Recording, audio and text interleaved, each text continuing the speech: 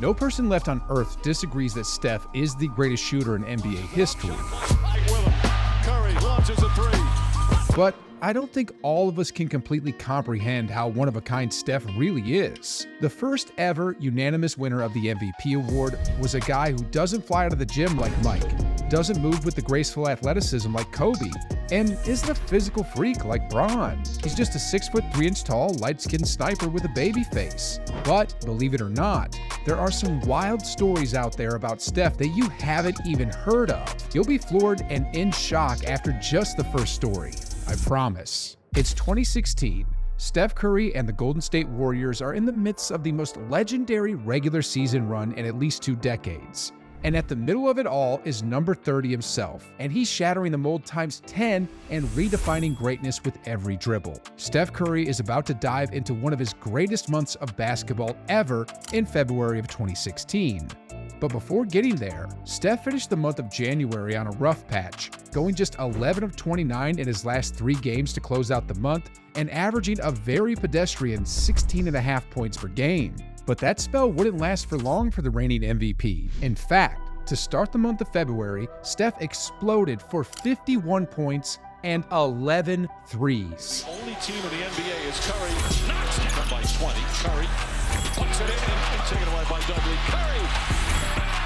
Yeah, he just hit in one game the same number of threes he had in the previous 3 combined, and did it in the nation's capital to give DC fans a show. But that, ladies and gentlemen, was just the first of 10 games for Steph and company that month. But I want to take you all the way to February 22nd. Yes, I'm skipping a ton of games in between, but Steph was scoring his usual 30+ and was on a tear. But we don't have enough video to go through every single Steph performance, so let me walk you through the highlights, because on the 22nd of that month, the Warriors were in the middle of a 7-game road trip, this time in Atlanta, when Steph hit another gear in his play.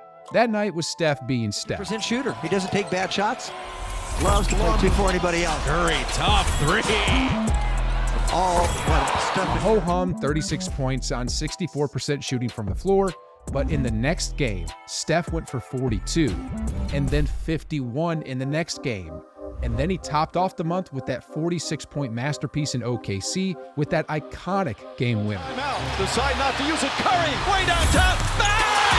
Bang! Oh, what a shot from... Now, you've probably realized why I picked up this random month of Steph's career, because it really was that special. During that 10-game stretch in February of 2016, Steph Curry averaged nearly 37 points per game and shot 54% from the three-point line. 54. He shot 125 threes during those 10 games and made 67 of them. When we talk about shooting in basketball, we usually refer to players making a few nice three-pointers here and there. But when it comes to Steph, we tend to toss that notion out the window and strap ourselves in, because this guy is so good at shooting threes that he makes other professional ballers look like they're shooting blindfolded in a hurricane. But if you thought that was the only legendary Steph story I was going to throw at you, you're mistaken.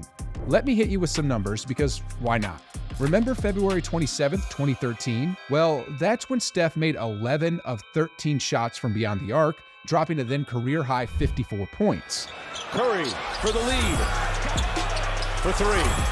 Got it. Stat just too accomplished. That, my friends, was the start of what we now call the Steph effect, or the NBA's three-point revolution. He's got a shooting range that's so absurdly deep that it makes you wonder if he has a secret anti-gravity device in his sneakers. But what many people leave out, or maybe just don't know, is that Steph scored 38 points and 7 threes. And this is no exaggeration. Literally 24 hours before he dropped 54 in the Garden. How many times in league history has a guy had their best career performance coming off a loss and playing nearly 40 minutes just one night earlier? This man was making it look so easy, almost like he was playing the game on a string. Before Steph, Ray Allen was the three-point king before being dethroned. But Steph didn't just top Ray Allen's record.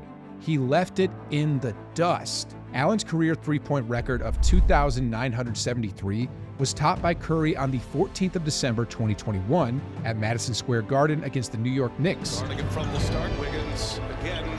Here's Curry for the record. It's good!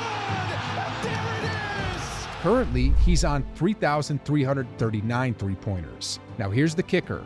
Steph achieved this feat in just 786 games, while it took Allen a whopping 1,300 games to set his record, which is almost double the amount of games that Steph needed.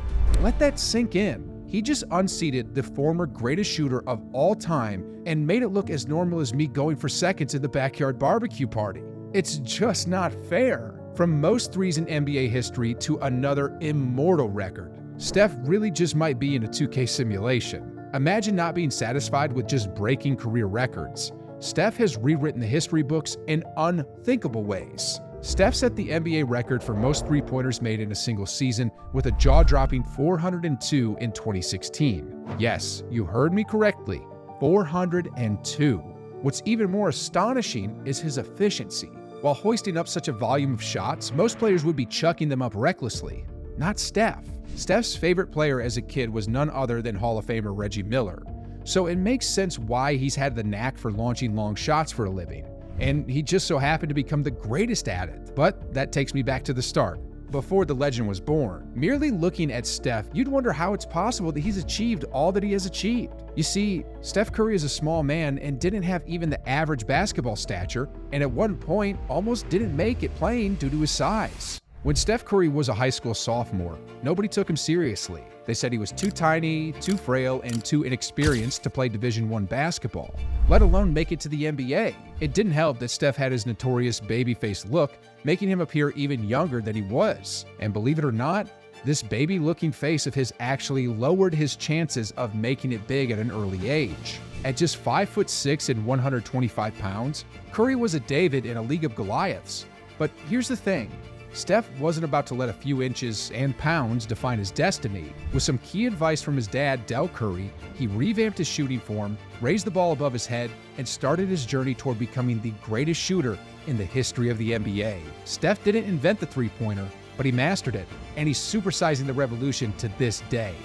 This leads us to our next story. Before a game against the Dallas Mavericks, Steph decided to put on a show during warm-ups, starting from close to the basket, and he kept moving farther and farther back until he was launching threes from the logo. The amazing part? He didn't miss a single shot out of the 16 attempts he took during that jaw-dropping warm-up routine.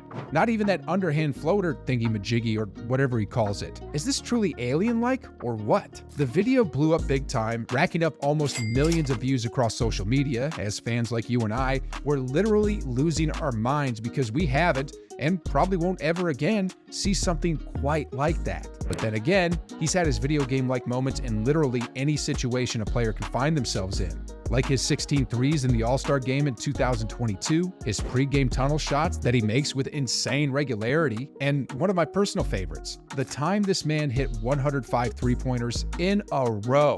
Sheesh, guys. It's 2023. Actually, it's darn near 2024. And nearly 15 years since this man stepped foot in the NBA, somehow, he's still winning the fight against Father Time and is showing zero signs of slowing down, which tells me he might just add a few more stories to the list of his greatest alien-like stories. And yes, these stories were actually true.